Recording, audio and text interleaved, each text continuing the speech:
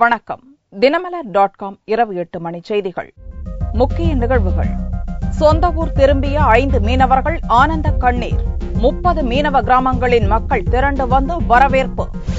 முல்லை பெரியாறு அணை நீர்மட்டம் 142 அடியாக நிலைநிறுத்தம். மழை தொடரும் என வானிலை மையம் தகவல். ஜார்க்கண்ட் மாநில சட்டசபை தேர்தல் பிரச்சாரத்தை துவக்கினார் மோடி. ஊழல், குடும்ப அரசியலுக்கு முடிவு கட்ட அழைப்பு. விரிவான செய்திகள். தங்கச்சி மடத்தில் 5 மீனவர்களுக்கு மேளதாளங்கள் முழங்க உற்சாக வரவேற்பு அளிக்கப்பட்டது. தூக்கு தண்டனையில் இருந்து விடுவிக்கப்பட்ட ராமேஸ்வரம் தங்கச்சி மடத்தைச் சேர்ந்த அகஸ்டஸ், எமர்சன், வில்சன், லாங்லெட் மற்றும் பிரசாத் ஆகிய 5 பேரும் வியாழனன்று மாலை இலங்கையிலிருந்து புறப்பட்டு இரவு டெல்லி சென்றனர். தொடர்ந்து விமானம் மூலம் சென்னை திரும்பிய மீனவர்களை மத்திய அமைச்சர் பொன் ராதாகிருஷ்ணன் தமிழக அமைச்சர்களிடம் ஒப்படைத்தார். தமிழக அரசு சார்பில் விமான நிலையத்திலிருந்து தனி வாகனத்தில் மீனவர்கள் சொந்த ஊருக்கு அனுப்பி வைக்கப்பட்டனர். தங்கச்சி மடத்திற்கு வெள்ளியன்று காலை வந்து சேர்ந்த 5 மீனவர்களுக்கு அப்பகுதி மக்கள் பலத்த வரவேற்பு அளித்தனர். மேளதாளங்கள் முழங்க பட்டாசு வெடித்து 5 பேரையும் ஊர்வலமாக அழைத்துச் சென்றனர்.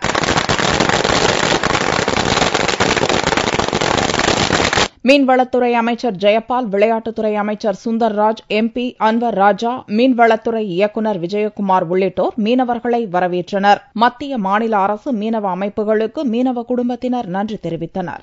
5 மீனவர்களை மீட்டு தந்த மத்திய அரசாங்கத்தில் உள்ள பாரத பிரதமர் மோடி ஐயாவுக்கு நாங்கள் முதல்ல நன்றியை தெரிவிச்சுக்கிறோம். அப்புறம் வெளியுறவுத்துறை அமைச்சர், உள்துறை அமைச்சர் எல்லாருமே அங்க 5 பேரை மீட்கிறதுக்காக ரொம்ப எங்களுக்காக சப்போர்ட் பண்ணியிருக்காங்க. அவங்களுக்காக நாங்கள் நன்றியை தெரிவிச்சுக்கிறோம்.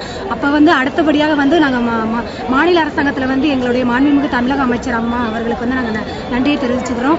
ஏன்னா எங்களுடைய குடும்ப தேவைகள் அனைத்தையும் டெய்லி 250 ரூபாய் விதமாக கொடுத்துருக்காங்க. எங்களுடைய பிள்ளைகளுடைய படிப்பு செலவுக்காக 2 லட்சம் ரூபாய் கொடுத்துருக்காங்க.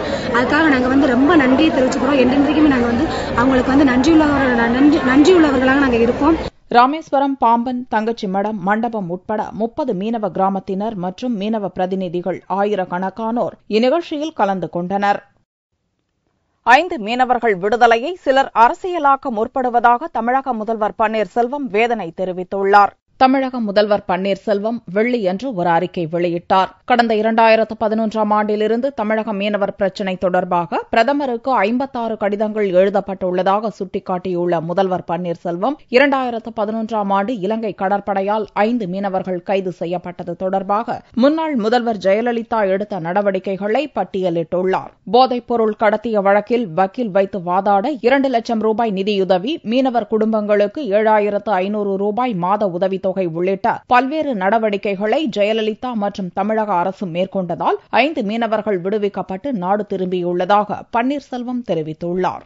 5 மீனவர்கள் சென்னை விமான நிலையம் வந்தபோது தமிழக அமைச்சர்கள் வளர்மதி, ஜெயபால், சுந்தரராஜ் ஆகியோர் அவர்களை வரவேற்று தலா 3 லட்சம் ரூபாய் நிதியுதவி வழங்கினர் என்று தெரிவித்துள்ள முதல்வர் பன்னீர்செல்வம், மீனவர் விடுதலைக்கு தாங்கள்தான் காரணம் என்று சிலர் அரசியலாக்க முற்பட்டிருப்பது வேதனை அளிப்பதாக கூறியுள்ளார். உண்மையான மீனவ நண்பன் யார் என்பது மீனவர்களுக்கு தெரியும் என்றும் மீனவர்கள் நலன் காக்க தமிழக அரசு தொடர்ந்து பாடுபடும் என்றும் பன்னீர்செல்வம் தெரிவித்துள்ளார்.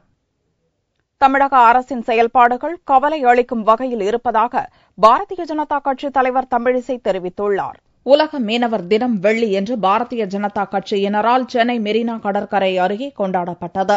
இலங்கை நீதிமன்றத்தால் தூக்கு தண்டனை விதிக்கப்பட்ட தமிழக மீனவர்கள் 5 பேர் விடுதலை மகிழ்ச்சி அளிப்பதாக தெரிவித்த தமிழக பாரதிய ஜனதா கட்சியின் மாநில தலைவர் தமிழிசை, மீனவர் விடுதலையில் மாநில, மத்திய அரசுகளின் பங்கு இருப்பதாக தெரிவித்தார். இதை அரசியலாக்க வேண்டாம் என்றும் இது மோடி தலைமையிலான மத்திய அரசின் இமாலய சாதனை என்றும் தமிழிசை கூறினார். 5 மீனவ சகோதரர்கள் வெளிவந்திருக்கிறார்கள், குடும்பத்தோடு இணைந்திருக்கிறார்கள் என்பது நமக்கு மகிழ்ச்சி. மாநில அரசு அவர்களுக்கு மாதம் மாதம் உதவி செய்திருக்கிறார்கள். மாநில அரசின் பங்கும் இருக்கிறது, மத்திய அரசின் பங்கும் இருக்கிறது. அவர்கள் வெளியே வந்துவிட்டார்கள் என்று நாம் மகிழ்ச்சியை கொண்டாட வேண்டுமே தவிர எங்களுக்குத்தான் அதிக உரிமை, உங்களுக்குத்தான் அதிக உரிமை என்று அரசியல் செய்வதற்கு நாம் இல்லை. ஆனாலும் தூக்கு கயிற்றின் விளிம்பில் சென்றவர்களை மீட்டு எடுத்து வருவது என்பது ஒரு சாதாரண காரியம் அல்ல. அதை மரியாதைக்குரிய மோடி அவர்களின் அரசு செய்திருக்கிறது என்பது ஒரு இமாலய சாதனை. தமிழக சாலைகள் மிக மோசமாக உள்ளதாக தெரிவித்த தமிழிசை, இதனால் கடும் வாகன நெரிசல் ஏற்படுவதாகவும் தமிழக அரசின் செயல்பாடுகள் கவலை அளிப்பதாகவும் குற்றம் சாட்டினார். முல்லை பெரியாறு அணையின் நீர்மட்டம் 142 அடி எட்டியதை தென் மாவட்ட மக்கள் இனிப்பு வழங்கி பட்டாசு வெடித்து உற்சாகமாக கொண்டாடினர்.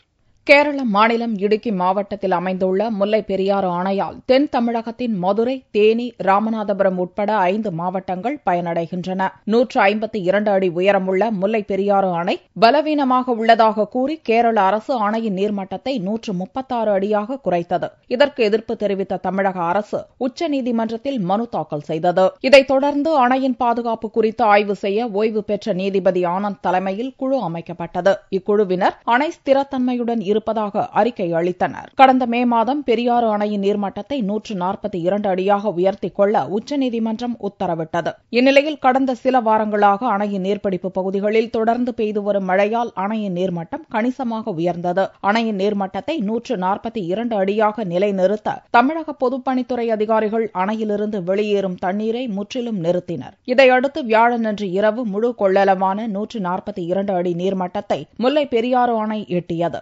இதை தேனி மாவட்ட மக்கள் இனிப்பு வழங்கி பட்டாசு வெடித்து கொண்டாடினர். இப்பொழுது 142 அடி தண்ணீர் தேக்கப்பட்டதால் 5 மாவட்டத்தைச் சேர்ந்த ஒருவோக விவசாயிகள், இருவோக விவசாயிகள், கண்மாய் பாசன விவசாயிகள் இப்பொழுது மகிழ்ச்சியாக இருக்கிறார்கள். வெள்ளியன்று காலை நிலவரப்படி அணைக்கு 1131 கன அடி நீர் வந்து கொண்டிருக்கிறது. அணையிலிருந்து 1400 கன அடி நீர் வெளியேற்றப்படுகிறது. மொத்த நீர் இருப்பு 7666 மில்லியன் கன அடியாக உள்ளது. சட்ட போராட்டம் மட்டுமின்றி வருண பகவானும் மனம் வைத்து நீர்பிடிப்பு பகுதிகளில் தொடர் மழையை பொழிந்து வருவதாலேயே அணையின் நீர்வரத்து உயர்ந்து வருகிறது. தமிழக தென் மாவட்டங்களில் கன மற்றும் மிக கனமழைக்கு வாய்ப்புள்ளதாக சென்னை வானிலை மைய இயக்குநர் ரமணன் தெரிவித்துள்ளார்.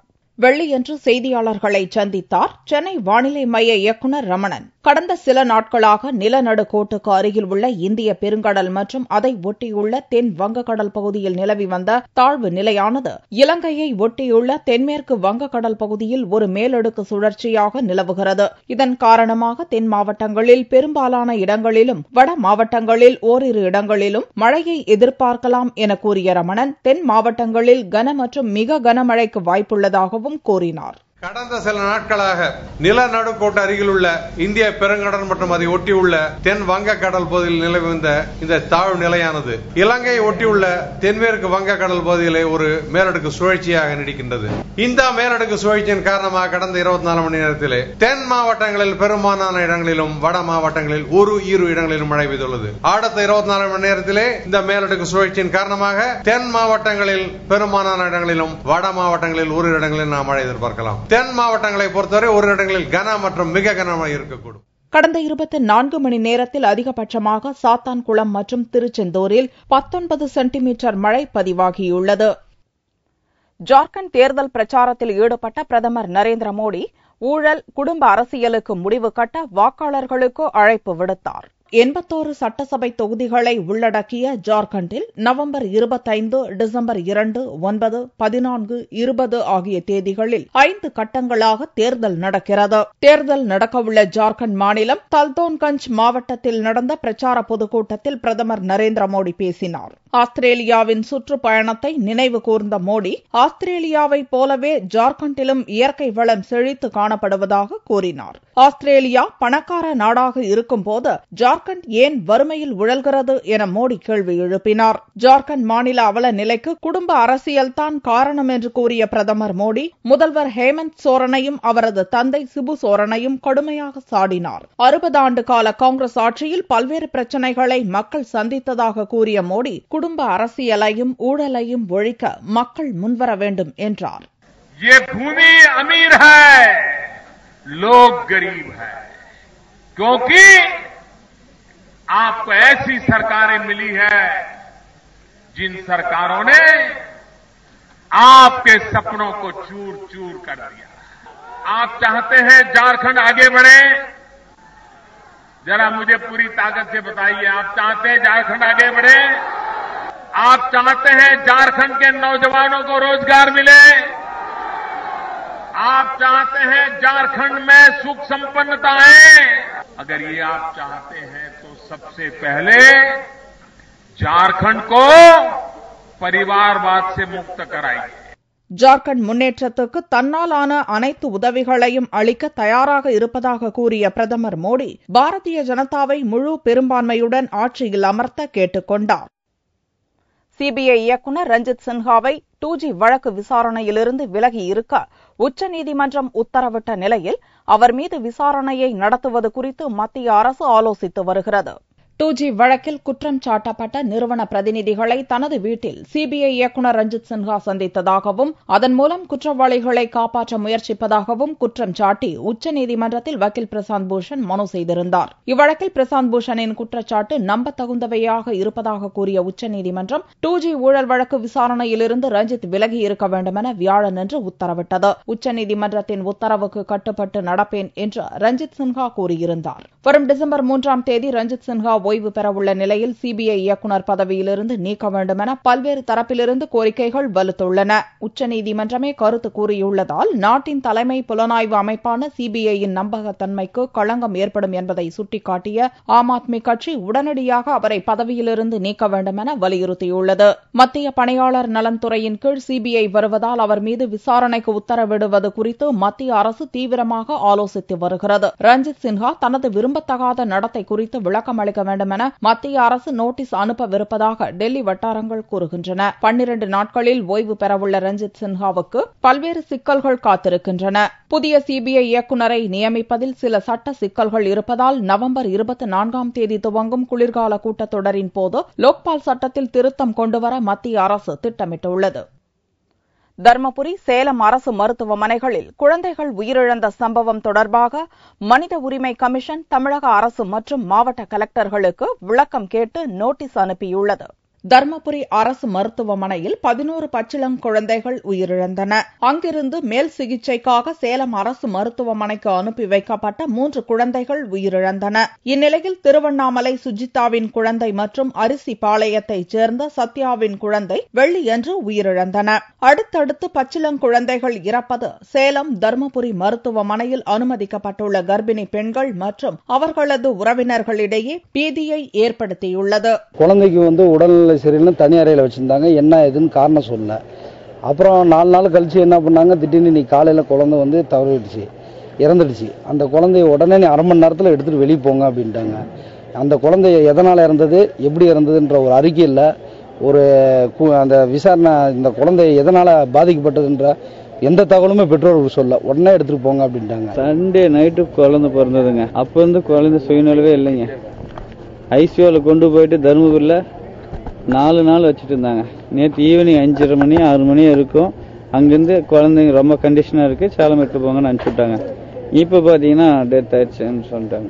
இதனிடையே அரசு மருத்துவமனைகளில் குழந்தைகள் உயிரிழந்த சம்பவம் தொடர்பாக மனித உரிமை கமிஷன் தமிழக அரசு மற்றும் 2 மாவட்ட கலெக்டர்களுக்கு விளக்கம் கேட்டு நோட்டீஸ் அனுப்பியுள்ளது. இச்சம்பவத்தில் மனித உரிமை கமிஷன் தானாகவே முன்வந்து நடவடிக்கை மேற்கொண்டுள்ளது. திராவிட கட்சிகளுக்கு முடிவு கட்ட தங்களது மாற்று அணியில் இணையுமாறு அரசியல் கட்சியினருக்கு பாமக நிறுவனர் ராமதாஸ் அழைப்பு விடுத்துள்ளார்.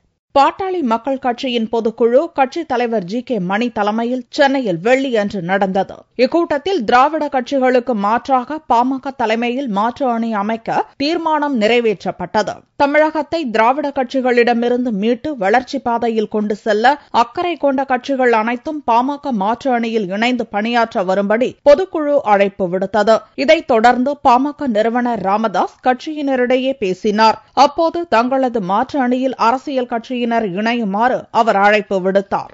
திமுகவில் இருந்து பிரிந்த கட்சிகள், முதலில் தமிழ் தேசிய கட்சி, திமுகவில் இருந்து பிரிந்த இன்னொரு கட்சி மதிமுக, அடுத்தது தாயக மறுமலர்ச்சி கழகம் டி ராஜேந்தர், அடுத்தது அதிமுகவில் இருந்து உருவான கட்சிகள் நமது கழகம் SD சோமசுந்தரம், 3வது எம்ஜிஆர் மக்கள் முன்னேற்ற கழகம் அதிமுகவில் விலகி 89 பாக்கியராஜ் தொடங்கினார்.